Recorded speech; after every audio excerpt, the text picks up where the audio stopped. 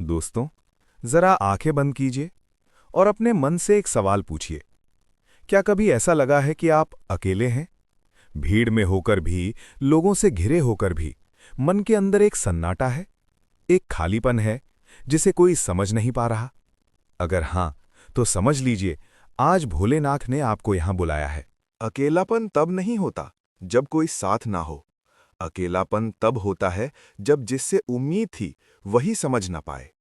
हम सब किसी न किसी मोड़ पर ये सोचते हैं, मैं ही क्यों, मेरे साथी ऐसा क्यों, क्या मेरी भावनाओं की कोई कीमत नहीं?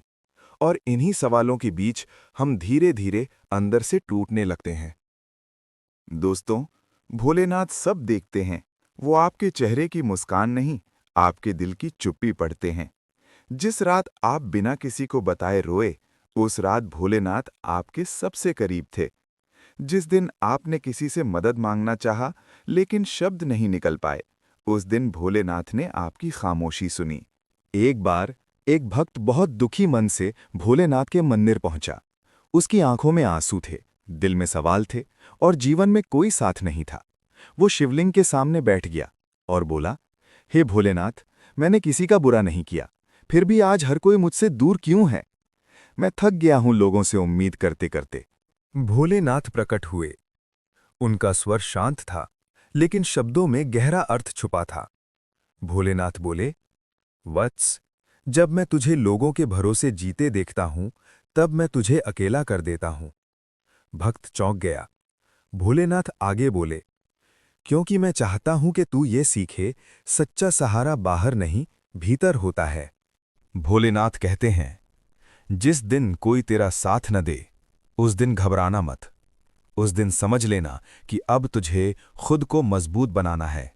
दोस्तों, शिव हमेशा अकेले रहे, लेकिन कभी कमजोर नहीं हुए। शमशान में रहते हैं, वैराग्य में रहते हैं, फिर भी संसार को संतुलित रखते हैं। क्यों? क्योंकि शिव अपने भीतर पूर्ण है। भोलेनाथ कहते हैं, मन की पीड़ा तुझे तोड़ने नहीं आती, तुझे जगाने आती है। जब मन दुखी होता है, तब आत्मा सवाल करती है, क्या यही जीवन है? क्या यही मेरा उद्देश्य है? और यहीं से आत्मिक यात्रा शुरू होती है। दोस्तों, सबसे ज्यादा दर्द तब होता है जब आप कुछ कहना चाहते हैं, लेकिन सामने वाला सुनना ही नहीं चाहता। भोलेनाथ कहते हैं, जिसे समझना होगा वो खामोशी में भी समझ जाएगा, और जिसे नहीं समझना वो शब्दों में भी नहीं समझेगा। इसलिए हर किसी को समझाने की कोशिश मत कीजिए। कभी कभी खामोश रहना ही सबसे बड़ा उत्तर होता है। भोलेनाथ कहते हैं, वत्स, अपने आंसू मत रोक। आंसू कमजोरी नहीं है, ये आत्मा का बोझ हल्का करते हैं। जब आप रोते हैं और फिर भी जीवन से भागते नहीं, तो समझ लीजिए आप शिव के मार्ग पर हैं। दोस्तों, अकेलापन हमेशा बुरा नहीं होता। भोलेनाथ कहते हैं, अकेलापन आत्मा का प्रशिक्षण है। तपस्या अकेले में होती है, ज्ञान अकेले में उतरता है, और आत्मबल अकेलेपन में ही जन्म लेता है। अगर आज आपके पास कोई नहीं है, तो हो सकता है भोलेनाथ आपको अंदर से बहुत मजबूत बना रहे हों। भोलेनाथ कहते हैं, लोग छोड़ सकते हैं, परिस्थितियां बदल सकती हैं, लेकिन मैं कभी तुझे नहीं छोड़ता। जब आप ये मान लेते हैं कि शिव आपके साथ हैं, तो डर अपने आप छोटा हो जाता है। भोलेनाथ समझाते हैं, जो तुझे छोड़ गया वो तेरे योग्य नहीं था, और जो तुझे मिला नहीं वो तेरे लिए बना नहीं था।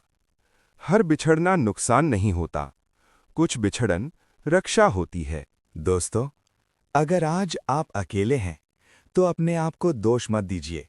हो सकता है भोलेनाथ आपको दुनिया की भीड़ से निकालकर अपने करीब ला रहे हों। जब भी मन भारी हो, बस इतना कहना, हे भोलेनाथ, आज सिर्फ आप ही मेरे हो। और विश्वास रखिए, शिव कभी देर करते हैं, लेकिन अंधेर नहीं। अगर ये कथा आपके मन को थोड़ी भी शांति दे, तो कमेंट में लिखें, ओम नमः शिवाय, और इस वीडियो को उस व्यक्ति तक जरूर पहुंचाइए जो आज खुद को अकेला महसूस कर रहा है। भोलेनाथ आप सभी को शांति, शक्ति और धैर्य दें।